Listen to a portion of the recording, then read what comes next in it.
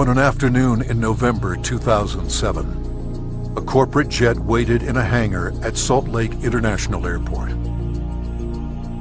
Its 4 passengers, scientists and executives from a global pharmaceutical company, were locked in negotiations with 3 men in a nearby building. They started getting on the phone about noon back east, and they kept doing that, and about 2 o'clock they walked in the room and said, okay, we're convinced you've got something here, and it's significant enough that we will write you a check big enough that you won't want to talk to anybody else. We said, we'll call you tomorrow. And we immediately adjourned into our conference room again to discuss the offer that they'd put on the table. How these men came together and the decision they made that day is the story of ASEA's genesis.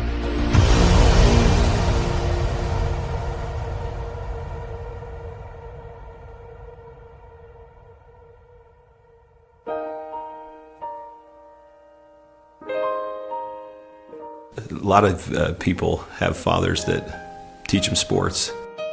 My father happened to be a great strategist. And from a very young age, I recall having discussions with him about what he was doing. At the time, he was running fairly large companies. And I can remember driving in the car with him and him talking to me about strategy, about what is strategy and how to think differently about a company. Vertus Norton was well qualified to teach his son. At the time, he was sales planning manager of the billion-dollar beverage division of General Foods Corporation in New York, with responsibility for iconic products like Kool-Aid, Country Time, and others. In 1985, he was recruited by Dart and Kraft and eventually became the head of Hoopart Corporation US near Cincinnati, Ohio. 5 years later, he rejoined Kraft General Foods in Chicago as vice president of the Channel Group, managing a billion-dollar pilot business unit that led to the eventual integration of General Foods, Oscar Mayer, and Kraft Foods. Based on his track record, Vertus was asked to help re-engineer the company to increase efficiency in relation to an industry-wide initiative called Efficient Consumer Response. In the subsequent 3 years, Kraft's ECR, or efficiency rating, moved from 10th to first place. I've known Vertus for over 25 years, and it was apparent to me immediately that here was a very special man. A man that had wonderful ethics, great business strategies, enthusiasm. There was no question that this man was going to be a huge success, and he is a success. Vertus retired from Kraft at age 57 and moved to Park City, Utah. We thought he would take retirement seriously. He did not. Shortly after doing some service for our church, he was asked to run a biotech company. He had a lab in Southern California, 5 PhDs reporting to him, a series of master's or graduate students as well, all doing work for him there. And he ran that for 4 years, and we thought he was done. But Vertus Norton was not done. Through his son Tyler, Vertus was introduced to another biotech company and invited to become a member of their board. I recall coming to the house one afternoon only to find books strewn about his desk, chemistry and biology books, and I said, now what in the world are you doing now? And he proceeded to tell me that he had been invited to sit on the board of this company that had an incredible technology. And I do recall him saying, but they don't know exactly what they have. And that's an invitation to my dad. He's going to figure it out. He's a puzzler. I was intrigued until they told me it was made from salt water. And I told them, this doesn't sound right, and you're going to have to convince me it's real. They said, well, we can do that. They said, we have a lot of research, and we'll give you some of the best research. You can look at it. And after running a lab and having my association with these people for 4 years, I knew what to look for. And I went through the science, and it was good, defensible science. Then they gave me a list of people to call, and I was calling Harvard, UCLA, University of Washington, University of Indiana, major labs across the United States, and everyone I talked to raved about the product, the way the company was intending for it to be used, And also they raved about the fact that you could drink this product and get a benefit from it. At the time, the product could only be produced in limited quantities through small devices. Highly unstable, it had to be used within minutes of production. But seeing the strength of the product, Virtus agreed to join the board of directors. As soon as I did that, they said, we're going to give you one of these devices to put in your house. We'd like you to become familiar with it. I started drinking the product that was made in this device, and my thinking cleared up. I had more energy. I felt better than I had for years. And now, keep in mind, I was in my 60s at that time. And I thought, holy cow, what is this? So I went to the first board meeting and found out that they were flat out of money. They were $1 million in debt. We said, let's see if we can help them find money. We tried for about 90 days, could not. Eventually, the company folded, and they actually merged it with another company, an energy company. And when that happened, that company started selling off assets. Meanwhile, a family in New Hampshire was embarking on a major change. Jim Pack had been a highly successful consultant in the telecommunications industry. His son, Joe, had secured a position on the United States ski team. Wanting Joe to achieve his dreams, the family moved to Park City to allow Joe to train with the U.S. freestyle team for the 2002 Winter Olympics. So I'm living in a subdivision in Park City, Utah, and after a few years, another gentleman moves in a few houses up from me. This gentleman was named Virtus Norton. Now, Virtus and I became good friends, and actually we became good golfing buddies. I quickly came to realize that Virtus was something special in terms of his training, his business skills, his analytical ability, his integrity. Everything about Virtus was so much better than any executive, including governors or attorney generals, that I'd ever worked with. He was so competent. I was impressed. I made the decision on the golf course as we golfed, week after week. I said, I'm going to do something with this guy. One day we're golfing on the Park City Municipal Golf Course, and he's saying, I'm sitting on the board of this little company, and they've got a terrific product. I use the product. I've just found phenomenal results with this product, but the company's really mismanaged. He said, the product is so good that I'm going to put together an investment company and acquire this product. And he pulled a golf cart over on the fairway and reached in his back pocket and pulled out a folded check, business check, that was blank. And he said, you got a pen?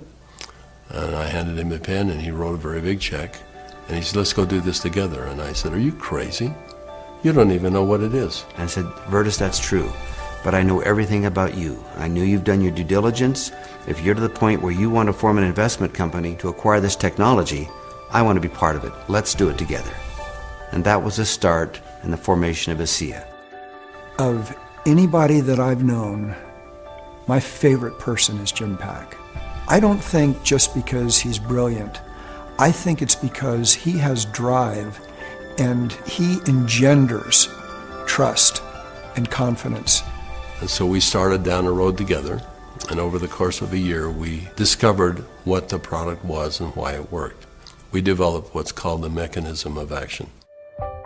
They discovered the product was based on redox biochemistry, a new field of science that emerged near the beginning of the 21st century. Redox signaling is a function central to all forms of life. Redox signaling molecules are created within every cell of the body and are vital to the immune system and to cellular repair and replace mechanisms. As one gets older, the body's ability to make these molecules decreases, a function of aging. The product provided a replenishing source of the exact redox signaling molecules the body creates, and in the same balance, enhancing cellular health. Knowing the product's shelf life was essential, Virtus and Jim challenged a team of researchers, including Dr. Gary Samuelson, to find a way to stabilize the product. We didn't know if it could be done, and we bought some equipment and kept making product over and over and over again, and we'd run it through the computer. And finally, after months, he finally came in and said, I think I've got the product stabilized. And we started testing it and found out that he had, in fact, stabilized the product. After stabilization had been achieved, Virtus and Jim met with a group of university scientists. We had told them that we had stabilized this mix of molecules, and they said, no, it can't be done. And we said, no, we have done it. And they said, no, it can't be done. And they were so adamant that they were slapping the table. And we said, well, wait a minute. We'll come back tomorrow and show you the product. So we took the product back the next day. Said, this is stabilized redox signaling molecules, both positive and negative molecules in the same bottle, stabilized. And they said, how in the world did you do this? So one of the big breakthroughs is the fact that we can stabilize molecules that you're not supposed to be able to do that. The molecules in ASEA are supposed to be fleeting. They should all return to salt and water in just a matter of minutes, and they don't. Meanwhile, Vertus's son Tyler had arrived at the pinnacle of his career in the financial services business. His father took occasion to explain to him the technology he and Jim Pack had acquired. He said to me, this is the product. He reminded me it was made from salt and water, and I was very concerned. At church the following Sunday, I was discussing some of the challenges of some of the members of our congregation, and I had a neighbor friend that we discussed the majority of that meeting, who, despite seeing a number of professionals and trying to solve a challenge that he had a significant issue, they were just not able to really help and find a solution for him. And it was then that this product popped into my mind. I wondered and asked, despite my doubts, could this help? Could this make a difference for him? I called Dad, and he said, of course it will help. Now, I didn't have that conviction at the time. He did, and he was willing to get some of that product. We got that product to my neighbor. And from that point forward, I felt confident that I had done my part. And given that I was still doubtful and even fearful, I kind of washed my hands from it. I think it was 3 months later when I received a phone call from the leader of our church. And he said, are you sitting down? And I said, don't start a call like that. What's wrong? And he said, this is good news. Are you sitting down? He proceeded then to tell me that he had just received some very good news. That my neighbor, whom we had given this product to months earlier, had received word that he was in fact improving and had improved a great deal. Of course, the question going through my mind was, well, did he drink this stuff? And that was what my church leader told me. He says, that's why I'm calling. He drank all of it, and he's confident that it's had a huge effect on his situation. I called my neighbor, and I needed for him to tell me what he had experienced. And he was quiet for a minute, as I recall, and said, do you have any idea what I think this has done for me and for my family?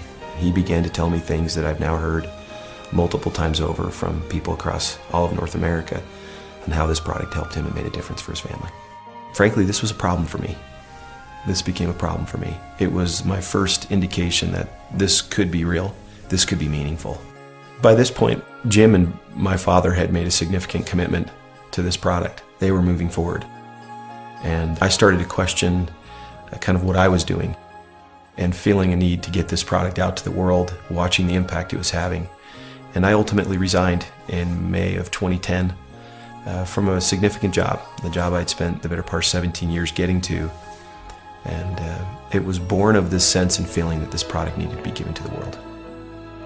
I've known Tyler Norton for now over 20 years. He is a person who demonstrates integrity in all aspects of his business. He is able to motivate people to do things that are even beyond what they think they can do. You know, this came full circle for me about a few months ago. I happened to be out walking, and I looked ahead and saw a family coming towards me on the street. And as they got closer, I realized it was my neighbor that had been benefited by ASEA. And I happened to be on the phone, and so we weren't able to talk. I kind of waved as we acknowledged each other, and he reached in his back pocket and pulled out a sport pouch of ASEA, and then kind of subtly bumped his heart. And we didn't say anything, but I understood completely. It brought home the whole purpose of what we're doing. Now that the product was stabilized, Vertus and Jim began studying distribution models, retail, direct sales, internet, and network marketing. But first, they had a question. We actually wondered if people would drink a product that didn't taste very good, even if there was a perceived health benefit. And we said, let's find out. So we decided to find 40 people and create kind of a focus group, and we started giving it to them. We did that for about 2 months, and we said, let's go out and find out where we are with these 40 people. So when we went out and contacted them, we found out that the 40 people had turned into 135, and the product had been shipped to 20 different countries without our knowing it. And we said, well, we've got the answer we wanted. People will, I think, buy this product. When they determine that there is a perceived health benefit, they'll buy it. But in the meantime, we had contacted a friend, someone that Jim Pack knew and we had played golf with. And he was running a very big pharmaceutical company in New Jersey, about $10–11 billion. And he finally agreed to send a group of people out and spend some time with us and see what we had come up with. So 4 people flew out on a plane, and we met in the conference room we had on the west side of the city for the better part of a day. We spread out all of the research that we had out on a table. And these gentlemen asked all the right questions.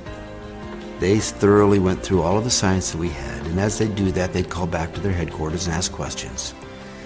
About 2 o'clock in the afternoon, they came to us, and they said, we think you've got something really special here. We're going to write you a check that is large enough that you don't want to talk to anyone else. But there's a catch. And I said, what's the catch? And they said, you've got to shut it down. And I said, shut what down? And they said, you've got 135 people on this product right now. Shut it down. People have problems all the time, and they deal with them as best they can. You're going to have to walk away. And that kind of took us back a little bit. In fact, I said, that seems a little harsh to me. And they said, you want to work with us, you walk away. We said, well, we'll let you know. So we ushered them out of the building, and we huddled around the conference table. We came to realize that this had changed for us from a business play to something very important. This was a cause. This was a responsibility. We'd seen too many people helped by this product. We realized that the only option before us was network marketing. And in that conference room on that day, we made that decision to form a network marketing company. ASEA LLC opened its doors for business in July 2009 with just a handful of independent associates. Today there are tens of thousands, and their ranks are growing exponentially every month. In 2012, the company announced its entry into Europe, the first of many international steps to come. Every company has a vision, but for Virtus and I, our vision is just a little bit different given our age. This is not about making $1 million. This is about changing 1 million lives. One of my fondest memories is of a Meet ASEA meeting that we held in Lexington, Kentucky. We had a huge group of people that came, very impressive group, and a lot of people coming up talking about what ASEA had done for them personally. But at the end of the meeting, they invited me to come up and gave me a small treasure chest. Wasn't very big, but as you open up the treasure chest, it's filled with letters of gratitude and thanks. It meant a great deal to me. So we came back to Salt Lake City, and I asked our people to go out and find a treasure chest, which we have done, and we have it in the office, and we continue to add letters to it. I have the privilege of going around the country and talking to people about this product. And it's not uncommon at the end of a meeting to have a group of people line up and want to tell me, and really thank me, but more thank my dad and Jim for what they've done. And as they tell their stories and I get a chance to look into their eyes and sense their sincerity and the realness of what this has done for them, more than once I've had to step out of the room and find a corner in a hotel somewhere where I could compose myself and get myself in order after hearing how sincere and thankful they are for this product. You know, we started off looking at this as a business opportunity, and as we progressed, it became more of a sense of purpose, but it's much more than that. We're creating a culture here. We're creating a family. I believe that the heart and soul of this company is represented in our associates. Our associates becoming is as important to us as them making an income. I don't believe you build checks. I believe you build people. And perhaps one of the greatest blessings of my time here at ASEA is embodied in these marvelous, enriching relationships with wonderful people. People that are desirous to improve their lives, share something meaningful with others, make a difference in the world, and become more.